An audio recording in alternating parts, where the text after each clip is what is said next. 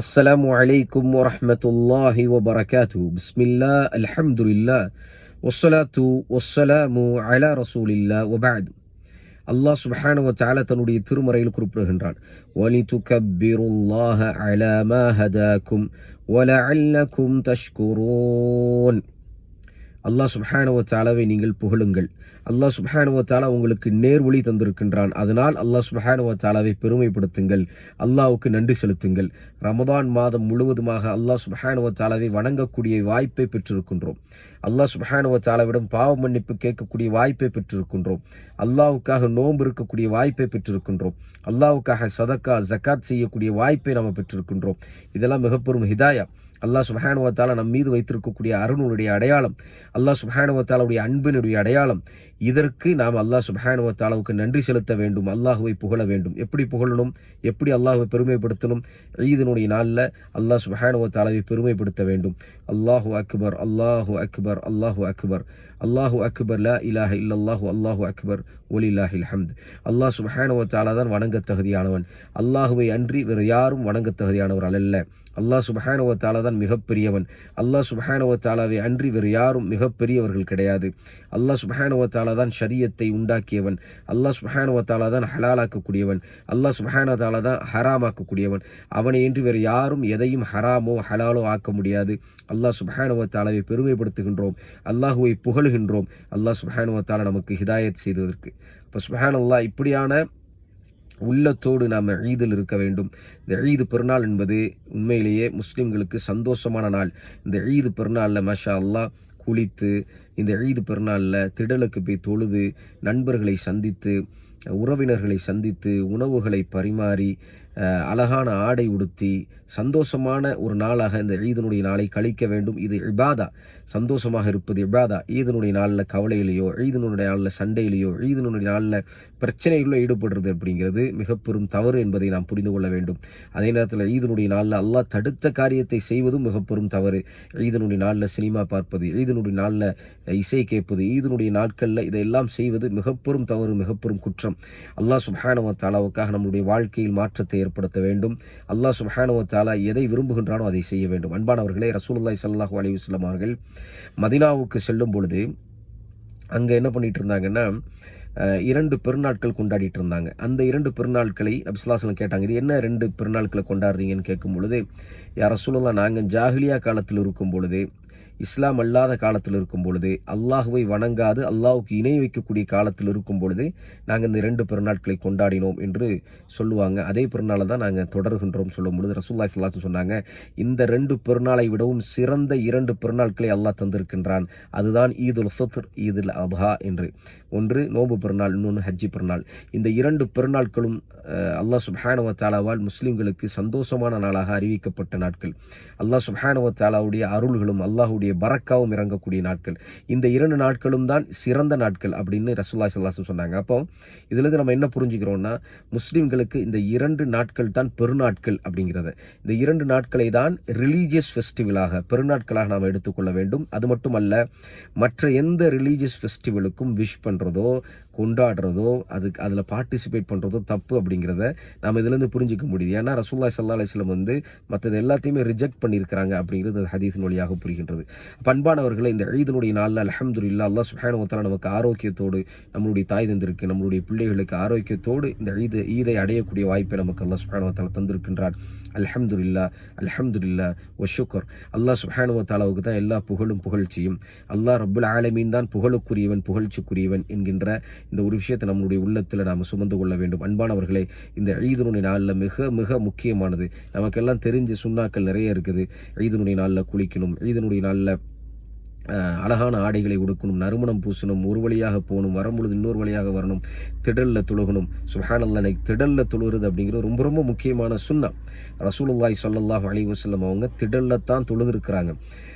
பள்ளியில் தொழலை அப்படிங்கிறது நம்ம பார்க்குறோம். அப்போ சுன்னா இது மிக முக்கியமான சுன்னா அப்படிங்கிறது நம்மளால் புரிஞ்சிக்க முடியுது. அது மாதிரி உறவினர்களை சந்திப்பது, சலாம் சொல்லுவது, க்ரீட் பண்ணுறது, அவங்களுக்கு துஆ செய்கிறது, தக்கப்பல் அல்லாஹ் மின்னா வ மின்கும் சாலிஹல் அமல். சஹாபாக்கள் இது மாதிரியான ஈது நாட்களில் அவங்கள சந்தித்து கொள்ளும் பொழுது இப்படியான துஆக்களை செய்வாங்க. தக்கப்பல் அல்லாஹ், அல்லாஹ் உங்களை கபூல் செய்யட்டும், உங்களுடைய அமல்களை கபூல் செய்யட்டும், மின்னா வ மின்கும் சாலிஹல் அமல், எங்களுடைய நல்ல அமல்களை அல்லாஹ் சுப்ஹானஹு வ தஆலா கபூல் செய்யட்டும்னு அவங்க துஆ செஞ்சுக்கிறாங்க. சுப்ஹானல்லாஹ் தஆலா. அப்போது நாம் ஈத் விஷஸ் நம்ம செய்யணும். அது மாதிரி நாம் வந்துட்டு பிறருக்கு உதவணும். ஜகாத்துல் ஃபித்ர் ரொம்ப ரொம்ப முக்கியமான ஒரு விஷயம். ஈது தொழுகைக்கு முன்னாடி ஜகாத்துல் ஃபித்ர் கொடுத்துருக்க வேண்டும். ஜகாத்துல் ஃபித்ர் என்பது ஏழைகளுடைய வரி. ஏழைகளுக்கு அது சரியாக போய் சேரணும். உணவாக அது போய் சேரணும். அரிசியாகவோ கோதுமையாகவோ அது போய் சேரணும் அப்படிங்கிறது ரொம்ப ரொம்ப முக்கியமான ஒரு சுன்னா. ஹைர். இதெல்லாம் தாண்டி அன்பானவர்களே, இந்த ஈதினுடைய நாளில் நாம் அல்லாஹ் சுப்ஹானஹு வ தஆலாவுக்கு நன்றி செலுத்த வேண்டும். அப்படின்னா என்ன அர்த்தம் அப்படின்னா, அல்லாஹ் சுப்ஹானஹு வ தஆலா தடுத்த காரியத்தை நல்லா கேளுங்க இன்ஷா அல்லாஹ். அல்லாஹ் சுப்ஹானஹு வ தஆலா தடுத்த காரியத்தை அப்படின்னா என்ன அர்த்தம்?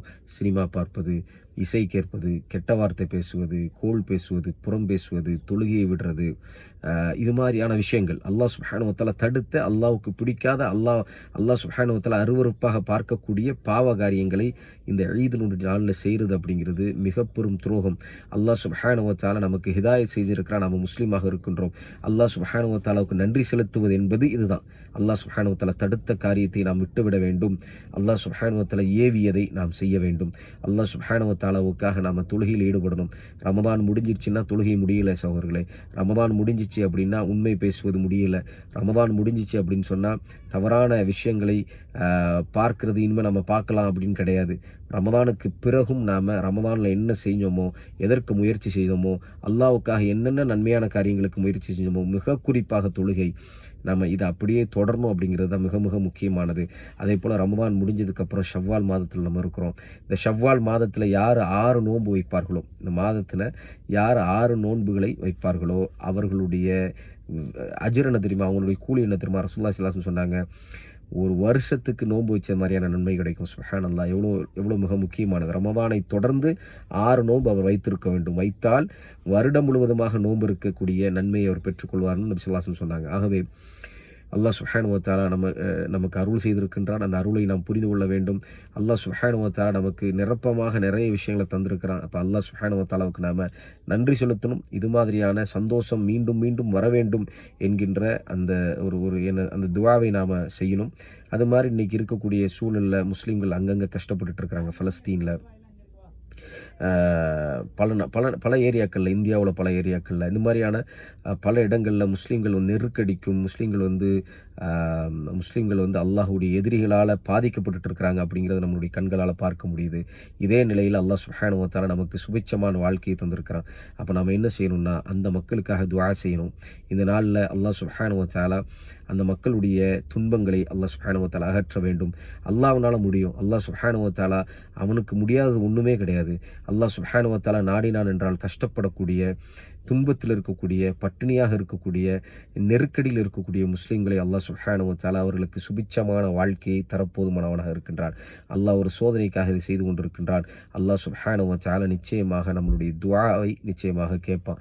அல்லாஹ் சுப்ஹானஹு வ தஆலா சொல்கிறான், கால ரப்புக்கும் உதுஊனி அஸ்தஜிப் லக்கும். நீங்கள் ரப்பு கிட்ட துஆ செய்யுங்க, அல்லாஹ் சுப்ஹானஹு வ தஆலா நிச்சயமாக உங்களுடைய துஆவை கேட்பேன் என்று சொல்கின்றான். துஆவை ஏற்றுக்கொள்வேன் என்று சொல்கிறான். அப்போ சுப்ஹானல்லாஹ், அவர்களுக்காக நம்ம துஆ செய்யணும். அவங்களுக்காக என்னென்ன ஹெல்ப் நம்மளால் பண்ண முடியுமோ அதெல்லாம் நம்ம செய்யணும். நம்மளுடைய சகோதர சகோதரிகளை நாம் எப்பொழுதுமே நம்ம நம்மளுடைய எண்ணத்தில் வச்சுக்கணும். நம்மளுடைய சந்தோஷம், நம்மளுடைய குடும்பம், அதில் மட்டும் இல்லாமல் நம்மளுடைய துஆக்களில் அவர்களை நாம் யோசிக்கணும்.